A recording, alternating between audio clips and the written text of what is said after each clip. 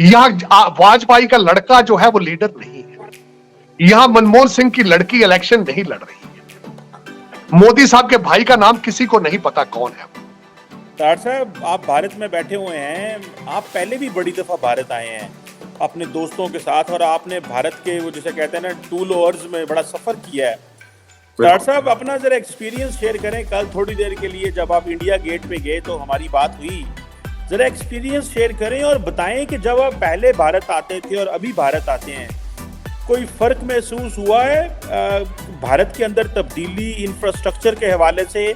क्या तब्दीलियां आप देखते हैं? आपने एक तो जारी बात है थेरेटिकली पढ़ते थे, इंटरनेशनल मीडिया को देखते थे, सुनते थे, लेकिन नाउ यू आर वो जिसे कहते हैं ना ऑन ग्राउंड जीरो। कैसे देखते हैं, जरा हमसे एक्सपीरियंस शेयर करें। पहले मैं कभी देखता था डेवलपिंग कंट्री के अंदर लोग पान की पिचकारियां सड़कों दीवारों पे नजर आती थी, बिल्कुल नजर नहीं।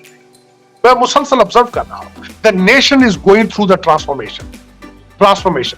और चीमा साहब, मैं इंदौर जा रहा हूं, मेरा अगला जो डेस्टिनेशन है इंदौर है। Indore is a cleanest city of India, और मेरे दोस्त मुझे बताते हैं कि how that target was achieved.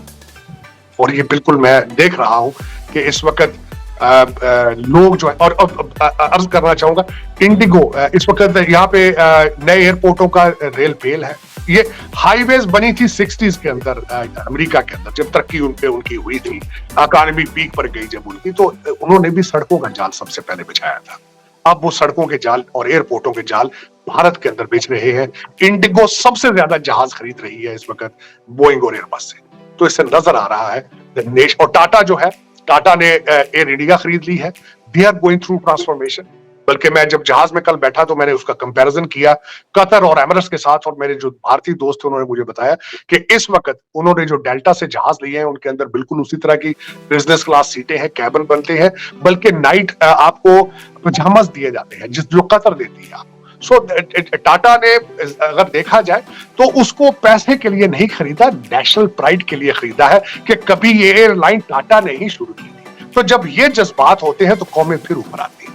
तो मेरे ख्याल में जो मैं देख रहा हूं, I'm going through this historical experience myself.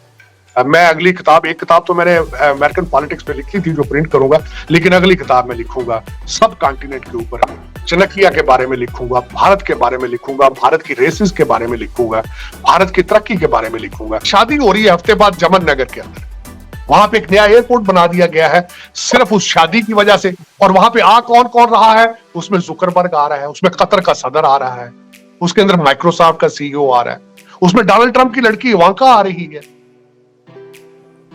तो ये सारी चीजें जब आप देखते हैं, और उसके बाद एक और, चले उसे आगे चलते हैं।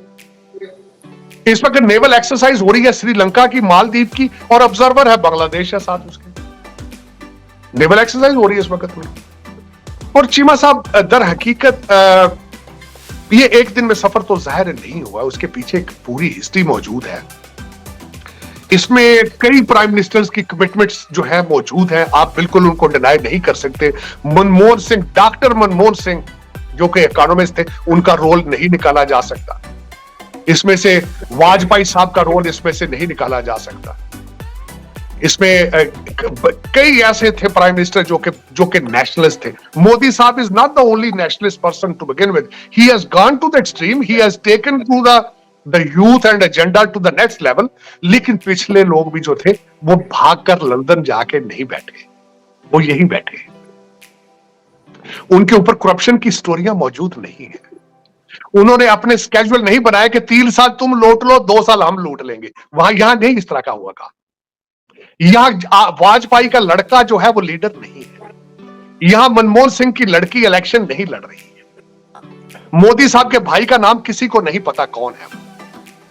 चले छोड़े, आप इनसे तो नफरतें हैं आपकी, आप जहां बैठे हैं आपका इनके साथ नफरत का एक बहुत बड़ा एक बैकग्राउंड मौजूद है। बांग्लादेश चलते जो आपका हिस्सा था, हसीना वाजद ने अभी तक अपना वारस डिक्लेयर नहीं किया, और आपको मैं बता चुका हूं कि आप क्या है। आपके एक बंदे के नाम से भट्टो उतार दिया जाए तो उसका पीछे बचता ही कुछ नहीं। दूसरी है उसकी फैमिली है, अब उनके पोते दोते हैं, उनके लिए भी हल्के देखे जा रहे हैं। एक मुर्शद जेल के अंदर बैठा है, उसकी बहनें 2 हैं, वो अब सियासत में आ चुकी है। हलीमा बाजी जो है वो मुसलसल सियासी बयान भी दाग रही है, जर्नलिस्टों की बेइज्जतियां भी कर रही है, सब कुछ हो रहा है। क्या वजह? आप अकल के इतने सारे आपकी अकल बिल्कुल बंद हो चुकी कि this is not how the world operates, this is not the world move on goes on. फिर आपके साइंस और इंग्लिश और मैथ के साथ दुश्मनी, नफरतें। फिर आपसे जब बात की जाए तो मजहब का तड़का लगा के आप 6वीं सदी का खुलफाए राशिदीन के दौर के ख्वाब देखना शुरू कर देते हैं। हालांकि इस्लाम आपके लिए एक फॉरेन रिलीजन है, आपने उसको समझने की कोशिश ही नहीं की। इस्लाम है क्या? जिहाद करने के लिए सर्टेन सर्कमस्टेंसेस की जरूरत होती है, तब जिहाद आप पर लाजम होता है। आप हर बात के ऊपर जिहाद कर देते हैं, आप फौरन हर बात के ऊपर। गाजा के ऊपर अरबी इतने परेशान नहीं है जितने आप परेशान हैं, लेकिन आप टीटीपी के लिए आपके पास कोई मंसूबा मौजूद नहीं है। जो घुस के मार रही है उसके लिए कोई मंसूबा नहीं है। गजा की तैयारी, आप गजा के लिए तैयार है। पता नहीं, मेरे तो समझ से बाहर है कि आप 21st सेंचुरी में एंटर किस तरह होंगे। आपके जो लीडरान हैं, आपका जो ग्रुप इकट्ठा हुआ है जिसने कहा है कि हम अगली पीडीएम 2 बनाएंगे, उनके ट्वीट अकाउंट कोई और ऑपरेट करता है। वो ट्विटर कोई नहीं समझते कि ट्वीट क्या चीज है। साइंस को समझना तो उनके बस की बात नहीं। और आप अब इस वक्त डिमांड कर रहे हैं कि सुप्रीम कोर्ट की प्रोसीडिंग भी उर्दू में की जाए, ताकि हमने जो टूटी फूटी तरक्की की है उसको भी खत्म किया जाए। चले कर लें, ये होता है तो